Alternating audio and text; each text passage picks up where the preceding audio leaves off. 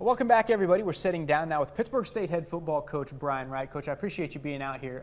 The season ended for you guys about a month ago. The first thing I want to ask you, what have you guys been up to, in the last few weeks since the season ended?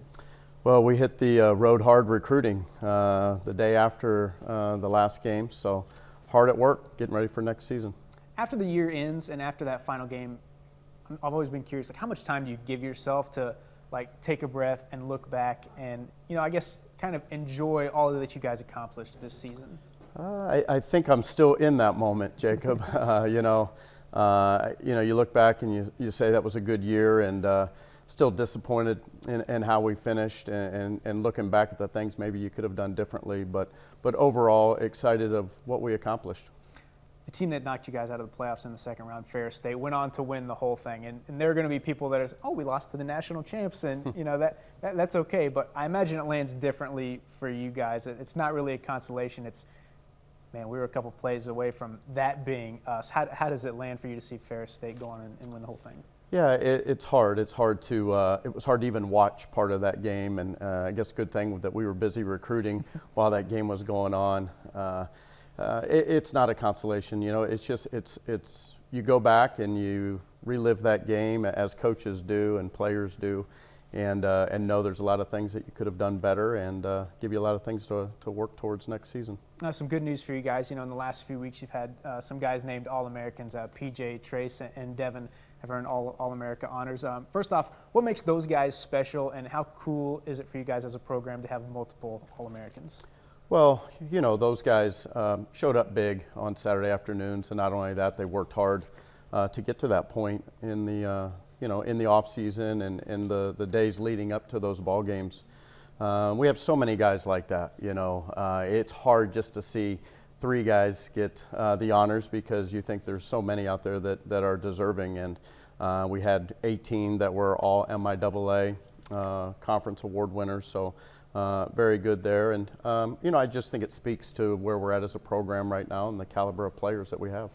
You're going to be graduating and losing some, pretty big leaders on your team. PJ is one of those. Elijah, Zeke, Malikas. Talk about, kind of what those guys, what kind of impact they've had on your program since you've gotten here, and I guess how tough it will be to replace some of those guys as leaders. Well, that's a special group.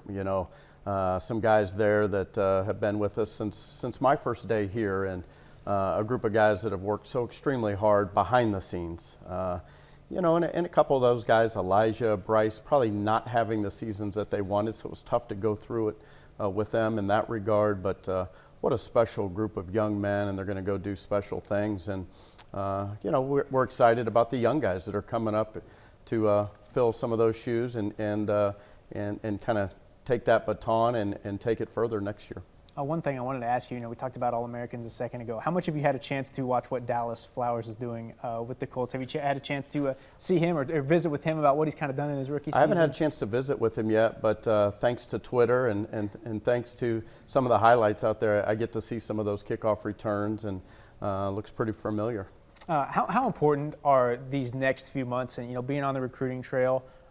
It's the off-season work. It's the work that, people don't really see. How important are these next few weeks to what you guys want to do in 23? Yeah, so critical right now. We're building our program and recruiting, whether that be high school guys or transfer guys that maybe are going to come in and have a little bit more of a immediate impact on your program. And once we get back in January, we'll be full go in the weight room and in our off-season program. So critical to your success. And, we talk all the time that you win and lose football games in the off season and kind of behind the lines when nobody's watching. I want to ask you about recruiting. I don't want to say it's a disadvantage to make the playoffs, obviously, but there are teams that kind of get a head start in recruiting because they're not in the playoffs. Do you feel like kind of behind the 8 ball, or behind knowing that you were 2 weeks into the playoffs while some other teams had a chance to go watch state playoff games and go visit and go see some guys? That can be tough, because that your opponents that haven't made the playoffs are out there. They're visiting recruits and families, and maybe even having them on campus a little bit before we were. So that can be a little bit of a disadvantage, but obviously winning, having the success that we're having helps you recruit. And our staff has done an incredible job long before the end of the season. We really get on this class in the springtime. We had a tremendous group come for our spring game, and a lot of the guys that we're recruiting now through summer camps, and then we invite a lot of those guys to games. So we worked extremely hard throughout the season, preseason, to try to stay ahead in recruiting, anticipating something like this happening. I've always been curious. How do you approach like a specific recruiting class? Is like, hey, we need to get this many people at this position. Like I've always imagined, like, you know, you can't have too many good offensive linemen. You can't have too many guys who can go get their quarterback, and then you just go find the best players after that. How does it work for you? You know, is it different every offseason? Well, it is. It depends on how many guys you graduated and how many scholarships you have available at those positions, and you know what graduation does to that. So that gives you a starting point, you know. And usually you're starting with 2 to 3 at certain positions, of course, and then you identify, well, where do we need a guy immediately to come in and help right away? And so usually that puts us 2 to 3 at a lot of positions. Maybe get 1 or 2 older guys, but you said it exactly how I worded it with our staff right at the end of the season, that we can't find enough offensive linemen. We can't find enough defensive line and edge players, and we included corners in that.